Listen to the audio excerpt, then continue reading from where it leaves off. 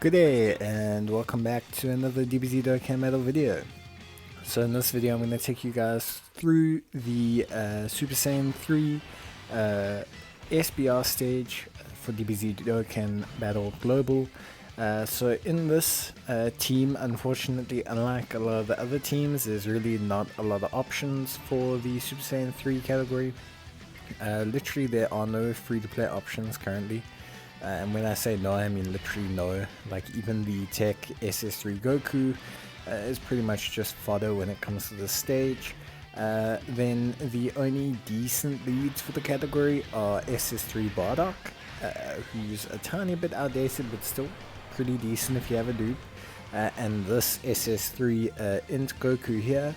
So we obviously have the friend Int SS3 Goku that we're going to take, then we are taking the Bardock as our lead, and then we've got the Gotenks, we've got the SS3 DB Heroes Trunks, we've got this Agility SS3 Goku who is Easy Aid, and then we have the SS3 Vegeta Easy Aid as well, along with the the SS3 Easy Aid Broly. So in terms of this stage, honestly, you definitely need the SS3 Vegeta. Without him, it just becomes way more difficult.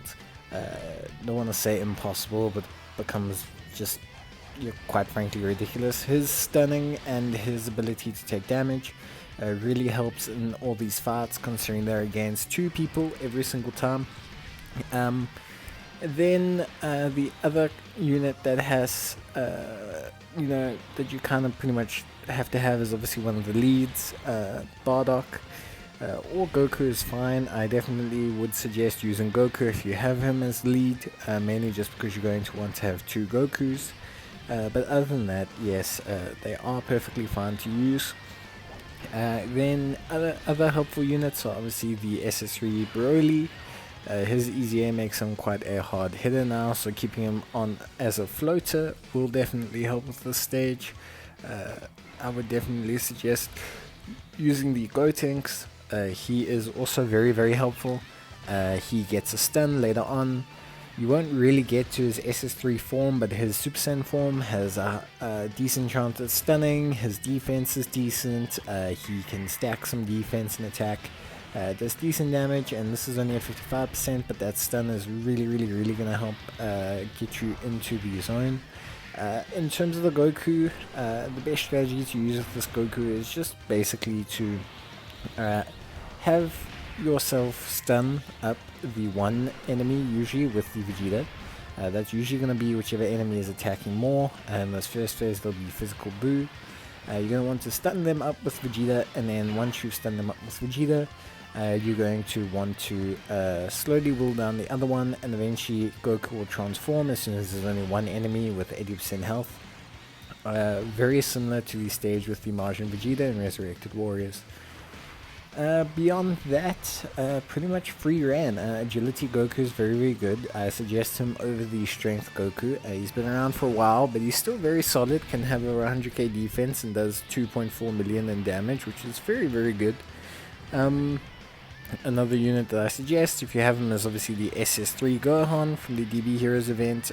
I would use the Trunks because he has the ability to guard. But other than that, I would suggest taking the SS3 as well. Sorry for the sound cutting out here. It's just unfortunate side effect of filming these stages in parts. When you're busy doing things, sometimes you can forget to sort out the sound, and then that obviously becomes a bit of a problem, but it's all okay. So as you can see here, we've got the Gotenks and we've got the Goku. Obviously we're going to make sure that we activate items when we need. You're definitely going to need to activate items on this stage. It's not a very easy stage to know item run. The Tech SS3 Goku is very good. He obviously has his chance to stun and has decent defense before he ultra super attacks. I would suggest not using him if you're going to ultra super attack with him all the time. Maybe use him to finish enemies off with his ultra super attack, but otherwise I definitely would suggest just keeping him on as a tankier option with the ability to stun, that should help him come across as being a bit more productive. Then we have obviously Goku here, who's going to do a lot of the work. He pairs okay with the Gotenks. They're not the greatest pairing in the world, but I like to keep the SS3 Vegeta on pair with either a Bardock or with the Agility SS3 Goku. If you pair them with Bardock, they make a pretty decent combination, with Bardock being able to occasionally seal, and Vegeta obviously stunning. It also means Bardock can stay in the second slot. If you don't have Bardock, obviously the thing about Bardock is that he needs to super to gain his defense, so you definitely do not want him in first slot ever, like ever. But beyond that, everything else should be fine. You can pair Vegeta and this Trunks. Trunks is pretty good if he gets his guard activated, and after a couple turns, he's usually stacked quite a bit of defense. But his damage leaves a lot to be desired, especially at dupe 3. And just his damage is really not that great. So even though he's a decent floating tank, that's generally all I would keep him at. He doesn't really do anything on his SA or anything like that. In the second round, obviously like in the first round, we had to focus on physical Boo. In the second round, we're just going to focus on the Hirudegarn. I go full additionals on this Vegeta. The main reason being is that Vegeta, even if he crits at such a low damage threshold, it's not really going to do crazy damage, but if he additionals, he can actually proc his full passive, which increases his damage if he's hitting a stunned enemy, and he can literally increase his own passive to do additional damage to an enemy he's already stunned. So here you can see, obviously we've got the Gotenks that we're going to just shove into first slot. You can leave the Goku in first slot, especially if he's got some dupes in him, and you manage to get a decent amount of orbs, but otherwise definitely don't go in for that stun. Go in with that Goku at first slot.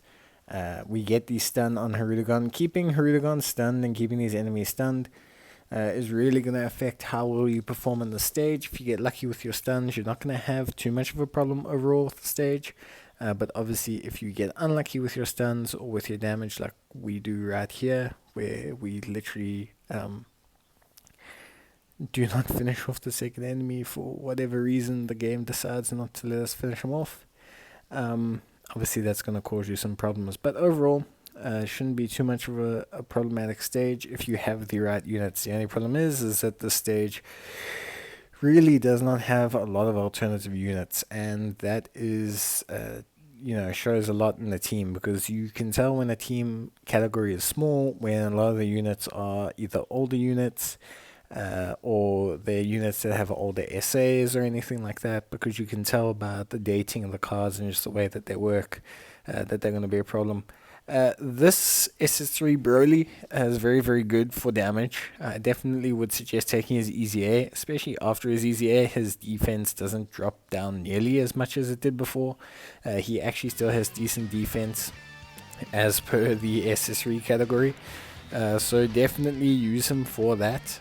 Don't be too concerned about whether he's going to have this amount of damage or this or defense or whatever. Definitely just use him to try and nuke people down and to dish out damage as a floater. I think as a floater, his role is very quite clear and pretty good on this team, especially if you have him rainbowed with a dupe or two. He can definitely float and cause some decent damage.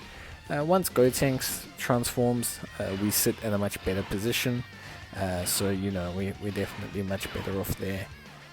We try to manage our Dokkan attack here, so please, for those of you who play this game, please do not do this at all. It's definitely not advised to ever do this, to ever juggle a Dokkan attack, but at the same time I kind of had to, so yeah. One of the things you are going to want in the SS3 stage is you're going to want to get your Dokkan attack in the final stage. That's the number one thing that you're going to want to happen. And yes, we are going to have Gohan transform. The reason we're going to have Gohan transform is just quite frankly because we want him to proc his additional super attacks.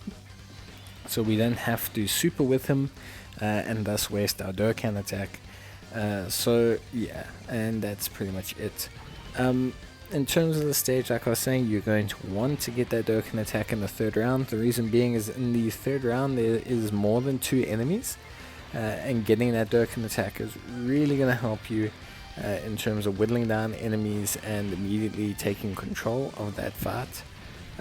And beyond that, that's the most important thing, especially in that final stage, because the one thing the SS3 team does have is it's some weak spots in terms of its tankiness and its utility.